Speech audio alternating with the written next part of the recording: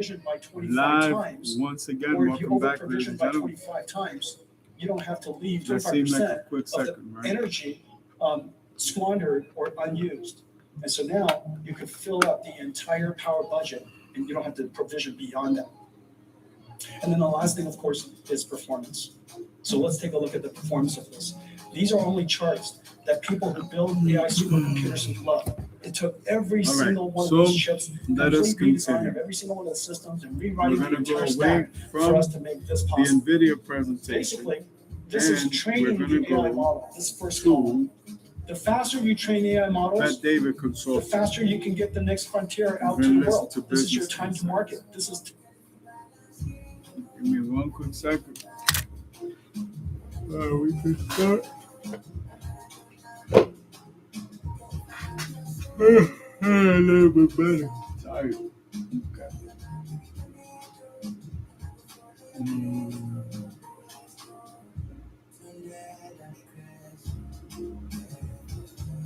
Here, go. YouTube, go search, and then let's go bet.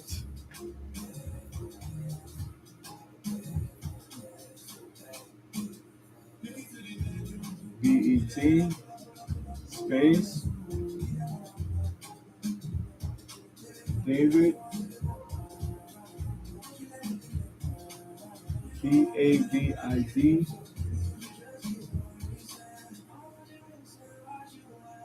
V. Oh, there it goes. It's in the bottom. So 3 words, 1 character space, so 7. Okay, daily routine. Let's go to the channel and it's we create a playlist, but David Consulting. For me, the business planning workshop, the reason why I get excited about this session every year, there is nothing like going into a new year knowing exactly what you want to do. The vision and strategy we put forward, it's intentional. You have an amazing strategy, but you will not reach the growth and the scalability that you need without the right people in place and the right culture in place.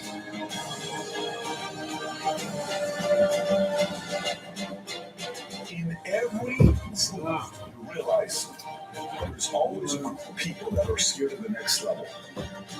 Where everything's about planning. Everything. The guy that's got a plan's got an edge over their competitors. Set a new standard for yourself. It's a little better. God bless. We look forward to seeing you guys at SLS or all very soon. Take care, everybody. Bye-bye, bye-bye. You already know.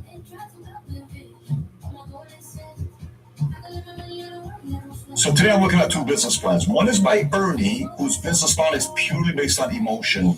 The other one is Larry, whose business plan is purely based off of logic. You tell me if you were an investor, who you would invest in.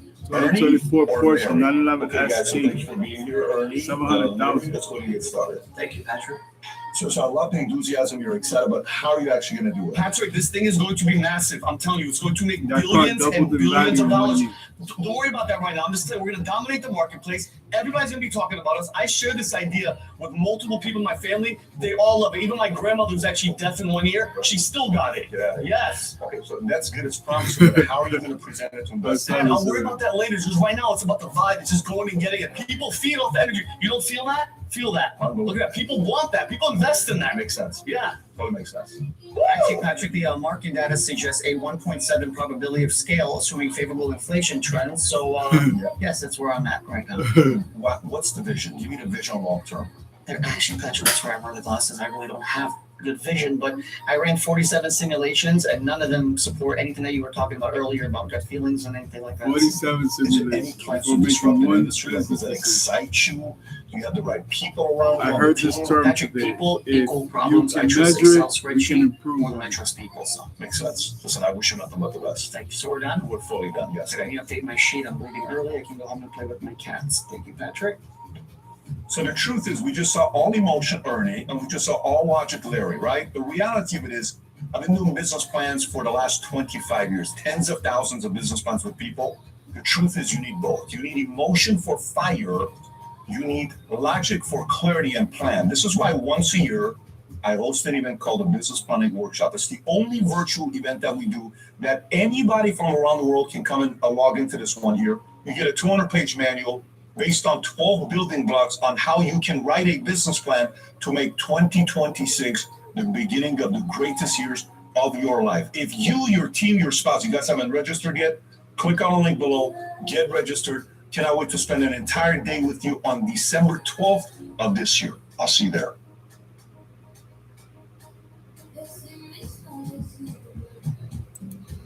All right.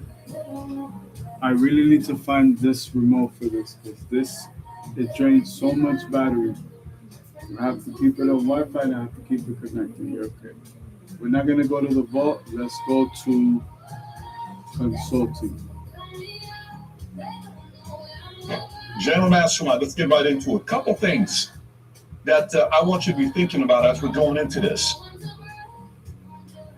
I just came out of our weekly CTO meeting.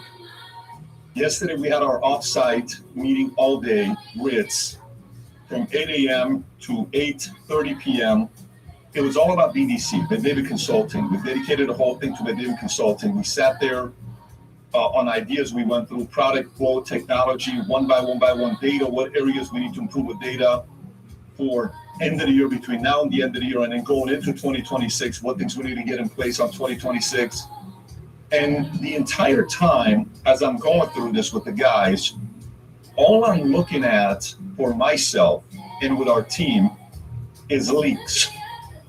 By the time we're done, every time we're finding a leak, I'm writing right next to it on my pad and on my iPad is how much is this leak on revenue that was lost last year?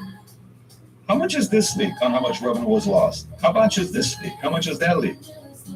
By the time we were done, my number is somewhere around $100 million of leaks that was lost, pure leaks. And then taking those leaks and having a meeting right now with our CTO. We had another offsite today from Minek. I wasn't a part of that all day today because I had a podcast. I've had my sales meeting. So my Minek team sat there together to discuss different ideas on what we're doing with Minek. And then they're going to come and propose it to me on what we're going to be doing. We already raised one round of capital with strategic partner Tony Robbins that just came in. We're in the discussions of the next one. And then there's going to be a couple other opportunities on what we're doing for 1-1 when we introduce Minek to the world. Minek is now, we went from 43 countries to now I think we're at 180 different countries ourselves. So my number of Mineks, as I'm getting in conversations I'm having and people around the world, like right now I got 39 pending Mineks that I have to respond to, where people ask me questions and from them either referring them to other people, and now we're sitting there, we're writing out the roadmap of what it's going to happen with that and what it's going to look like. And then you have these shoes, and you'll see where I'm going with this. Everybody will understand where I'm going with this. These Future Looks Bright shoes, 24 days in a row I've been wearing these, okay? 24 days in a row I've been wearing these. These same exact shoes, how we launched them, and a bunch of sizes have been sold out of what we're doing. Where am I going with this? Here's the question for you. When is the last time you shocked the market? When is the last time the market looked at you and they said, damn, really? That's what they just did? Yes. When's the last time? When's the last time, I'm at Casa D'Angelo last night. One of our executives' fiance is there, and she comes up to me. She says, can I ask you a question, Patrick? I said, what? What's the story with the giraffe? I said, who told you about it? Well, my fiance said, you're doing something with a giraffe. I said, you know about the giraffe situation? She says, well, I asked him, I said, what's the giraffe all about? I said, well, we're making a video of Valuetainment headquarters because everybody wants to see what happens here. And we're getting some exotic animals for it to be here. And there's going to be a 17-foot giraffe. There's going to be potentially lions and gibbons and elephants and zebras and a lot of different things because we're making a crazy video to shock the marketplace of what happens here at Valuetainment. It's a shocker. People are going to see and say, you guys really do that? Yes. We've been working on this video for quite some time. God willing, going to be ready by December, maybe Thanksgiving, for us to introduce. Every year, with every one of these businesses and things that we're doing, we want to shock the market. For merch, shop. What? Shoe? Italy? 2 years? Wow. I thought they're just selling shirts and hats. Shoes? Yes. Italy? Yes. Yes. Huh. Manect. Tony Robbins? Really? He now owns 7% of Manect? Yes. Tony? Yes. Wow. Damn, that's great. Really? Podcast? Who's coming on? Wow. There's signing who right now we're talking to somebody on PVD Podcast on Wednesdays to be part of our business podcast that we're having. And it's going to be a pretty big name that you guys know. We're going back and forth to see about signing this person, because a big part of the podcast I like to talk about business issues. Today we did business with Papliano. Really? Or take a ladies show? Yes. Now this doesn't mean every one of them are going to be successes. But if you were to right now make a list, and by the way, for some, the shocking announcements may be smaller, and for some, it's going to be bigger. But I'm talking at whatever level you're at. What's going to, like right now, my son could do something where I'm going to be shocked. One of my kids, this last quarter, was the first quarter he ever had straight A's. He's never had straight A's. He just shocked the entire family. Makes sense? To him, that's big. Now, I have a kid that's never had a B in his life. And he's just like straight A guy, and if he gets a B, God forbid, he's got an 89, we have to hear about it all weekend on how pissed off he is. His temper's in a bad place. He's not in a good mood because he's got 1 foot in B, right? And so to him, it's not a shock if the guy's got straight A's. Everybody believes it. But I'm challenging you to think about this, because the last time we did the mastermind, my conversation with you guys was about the immersion part, like how to immerse yourself in a topic. But think 2026. What announcements are going to be made about you, or your friends, your exes, your competitors, your employees, your kids, your family, your investors? They're going to say, wow, seriously? Yes. Every year, when we would do our events, this next year that I'm going to is going to be my last insurance conference. I'm going. I've been a consultant now for them for 2-3 months, but it's going to be the last event I'm attending on the insurance side. And who knows, maybe the next one I go to will be in 20-30 years. But this will be the last one I'm going to. Every year when the event would end, for 12 months, all we're building is announcements to make at the next event. Why? To shock the entire company, to shock the entire insurance industry, to shock our entire executive team, our insurance agents, to be excited about the next run to go on, about the next one to go on, about the next one to go on. There's business planning where we plan things that we're going to be doing. You know, hey, I'm hoping we expand into a new market. We're going to go to Arizona. Oh, we're going to move into New York. We're going to expand into a new market. We're going to Brazil. We're going to go into this great. And then there's moments to shock. What shock does is it gets the market to talk about it. It gets your competitors to talk about it. It gets the industry to talk about it. And then attention comes to you. And in the business you're in, you know, I don't know what business you're in. I did this in insurance. And so it's not about you have a you're running this, sexy business.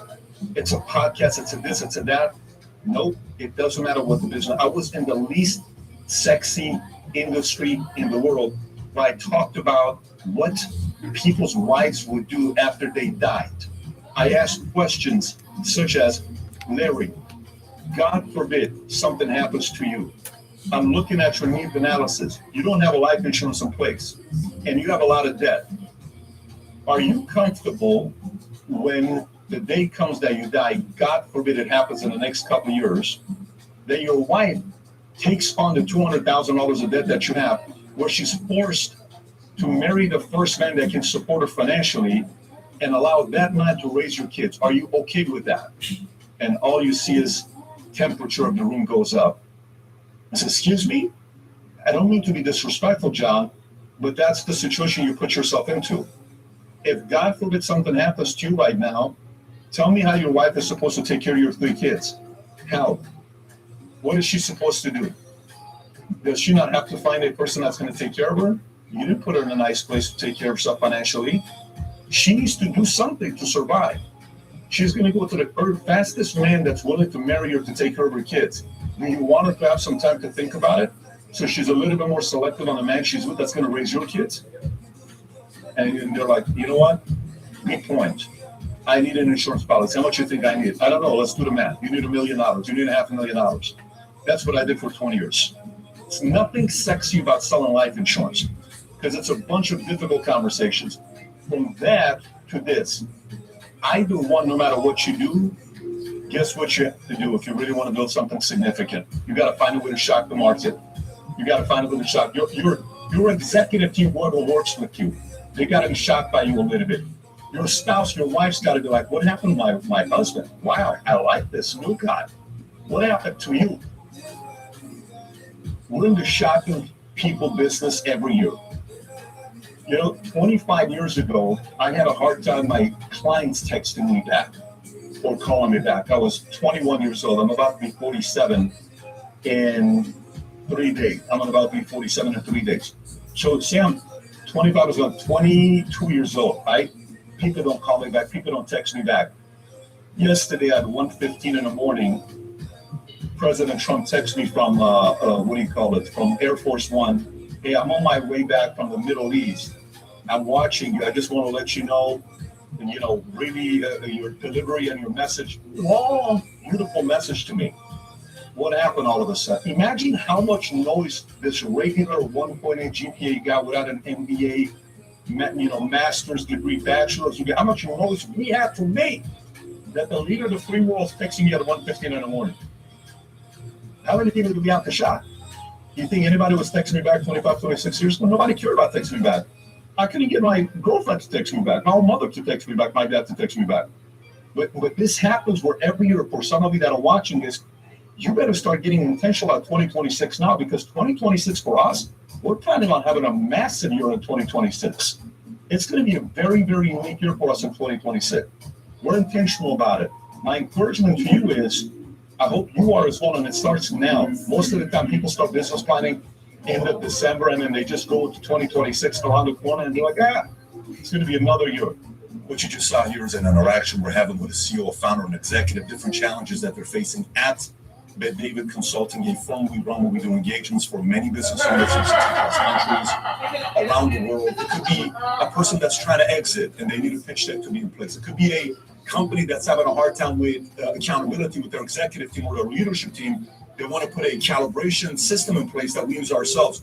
It could be a conversation about somebody that wants to improve their compensation plan to create a little bit more momentum and drive with their leadership team or their sales team. Or it could be conflicts between business partners that is taking place. A wide variety of things that we do for our clients at Bet David Consulting. If you want to learn more, go to betdavid.com, fill out the information. Somebody will get it. As we're going through the meeting, Kareem asked me a question. I think it was Kareem and Antonio that asked me the question, and we're kind of going through the whole thing of, Pat, can you walk me through your routine and what did you do with your routine, and what did your day-to-day look like? And then Mario's reminding me of what I used to do and what I do. I told him about my Sunday night routine. So I think it was a very good conversation for all of us to take inventory of what our weekly routines right now look like. Because if you think about a big part of competing against somebody else in the marketplace and whatever else you're doing is, if somebody is winning at a faster pace or more steady pace, they probably have a more steady, disciplined routine that is producing results that they want, and it's fine-tuned, more efficient, tighter, ways that they don't get bored with the routine. Sometimes somebody does a certain routine for 3 months, they get bored, they change it, and then when they get bored and they get away from it, and then they come back again, and then so it's such a lack of consistency. It's so inconsistent that you can't have the momentum being on your side, versus if you are doing your routine on a consistent basis, then momentum will be on your side and good things will be happening to you. But for me, everything about this last 2 weeks, 3 weeks as we're going into 2026 is how can we improve every single one of our businesses, systems, efficiencies, relationship, partnerships, technology, investments, assets, in every possible way. It's about improving the things that we're working on. We had a meeting specifically on our HR software, Higher Metrics, with the new calibration that we're introducing and the goal setting side, which we can't wait for that either. Because for me, I want to be able to look at one page. Now, let's just say I got 7 employees that are reporting to me. I want to be able to say, I'm looking at John Doe. John Doe, what is this calibration in Q1? Well, Q1, on E, effort, you got a 7. On, attitude, you got an 8. On teamwork, you got 5. On innovation, you got 6. On results, you got 7. Okay, what did he do in Q2? What did he do on Q3? What was his best quarter for E, for A, for T, for I, for R? What is he going to get this year? What's his tally for the year? What is his average for the year? And then let me look at all my direct reports to see who's broad, who's not, who's the MVP, who's this, who's that. We want to get it to the T, so detailed with our calibration, so we can get people knowing what they're running for 2026, for motivation, for incentives, and hard work's going to be clear instead of blurry. Sometimes people work for a company and people do stuff, and whatever the next is so blurry that people can't stay focused and excited about it. And a manager sit there and wonder, why doesn't that person stay excited? They don't have a clear path of success of what it's going to look like. 2 nights ago, Taylor and I had a long meeting together, and the meeting, was about what is it that she views, how do I view her? What I see her being long-term with us. And then we're going back and forth to get clarity on what that looks like. And it was a breakthrough type of a moment for her. We said, oh, I never thought about it that way before. Yes. So 1, clear path for us. 2, clear path for others. So anyways, everything for us, if I was to sum it up right now, what we're thinking about, how can we improve every single thing and make it more efficient? Which, as simple of a thing as it looks like, and it sounds like you're like, well, nothing about that is magical. It's not. It's, where the timing is also extremely, it's the proper time to be having that mindset going into 2026. I keep saying this. I think 2026 is going to be a very, very special year. We have a lot of things that we're closing before the end of the year that we're excited about. And while some people are already checked out and they're already into 2026, just so everybody knows, we're working all week this week. We're going to be at the office, of course. We'll be out of town, and we're coming back. We're working, and we have our kickoff meeting for BDC, kickoff meeting for Line Holding, and we're excited about 2026. I hope you are just as excited about what 2026 is going to do as we are. What you just saw here is an interaction we're having with a CEO, founder, and executive, different challenges that they're facing at Bet David Consulting, a firm we run where we do engagements for many business owners from 60 plus countries around the world. It could be a person that's trying to exit and they need a pitch deck to be in place. It could be a company that's having a hard time with accountability with their executive team or their leadership team. They want to put a calibration system in place that we use ourselves. It could be a conversation about somebody that wants to improve their compensation plan to create a little bit more momentum and drive with their leadership team or their sales team. Or it could be conflicts between business partners that is taking place. A wide variety of things that we do for our clients at Bet David Consulting. If you want to learn more, go to betdavid.com, fill out the information. Somebody will get hold of you.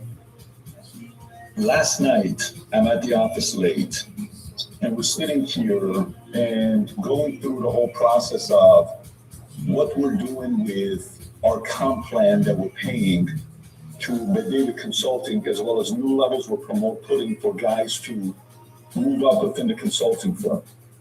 And just the structure of what can we improve, how can this improve, how can that improve, how can this improve. Very, very thorough that we've been going the last couple months. The main question that we're asking, and it's so funny because it kind of goes with the meeting that we had today with the individuals that were here with us. The main thing we're asking is, how can we improve anything in every possible way, whether it's to attract better people, to retain better people. And at the end of the day, your priority is to make sure the 3 C's, right? No matter what business we're running, you want to make sure you're doing it right. If you want long-term, like I just had a meeting today with the JP Morgan people that flew and they want to earn the business, and they kind of want some of the managing of the business that they do with us. In the last 20 years, all our businesses have banked, mainly with Chase. We probably deposited $700 million the last 20 years. And we're sitting there having a conversation, and I said, so let me ask you, you guys work with Jamie Dimon. What is the most basic rule that Jamie Dimon has taught you guys over the years? He says it's the 3 C's. As long as you take care of the client, as long as you're leading and being respectful and bringing value to your colleagues, and you're great within your community, you're going to move up in Jamie Dimon, in JP Morgan Chase. So it's a 3 C's. It's very simple. So it's clients, colleagues, and community. Why community? If you're good in your community, it's a reflection of JP Morgan Chase. So they're going to be like, wow, what great citizens. The Joneses are great people. Who do you guys work for? JP Morgan Chase. Wow, JP Morgan produces great leaders, or they attract the right families, right? There'll be 3 C's. Client, colleagues, and community. And so as we're getting deeper into this and we're creating this comp plan, every single thing we're looking at is what can we do to improve this? We're having a meeting earlier today, our weekly Magnificent 7 meeting that we do. And as we're going through the meeting, Kareem asked me a question. I think it was Kareem and Antonio that asked me a question, and we're kind of going through the whole thing of, Pat, can you walk me through your routine and what did you do with your routine, and what did your day-to-day look like? And then Mario's reminding of what I used to do and what I do. I told him about my Sunday night routine. So I think it was a very good conversation for all of us to take inventory of what our weekly routines right now look like.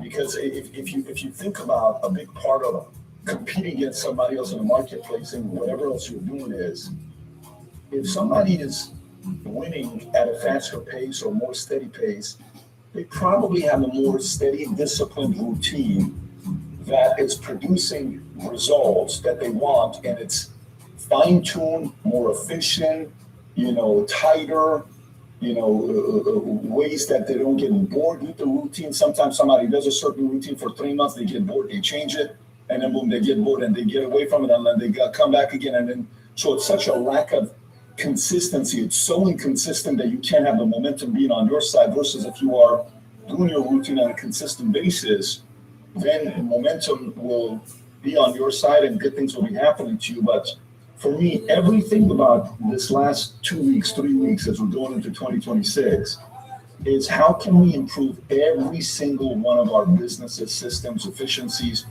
relationship, partnerships, technology, investments, assets, in every possible way.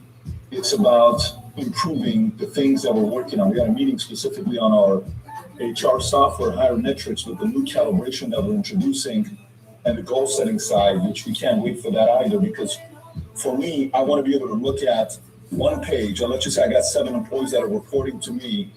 I want to be able to say, I'm looking at John Doe. John Doe, what is his calibration in Q1? Well, Q1, on effort, you got a 7. On attitude, you got an 8. On teamwork, you got 5. On innovation, you got 6. On results, you got 7. Okay, what did he do in Q2? What did he do in Q3? What was his best quarter for E, for A, for T, for I, for R? What is he going to get this year? What's his tally for the year? What is his average for the year?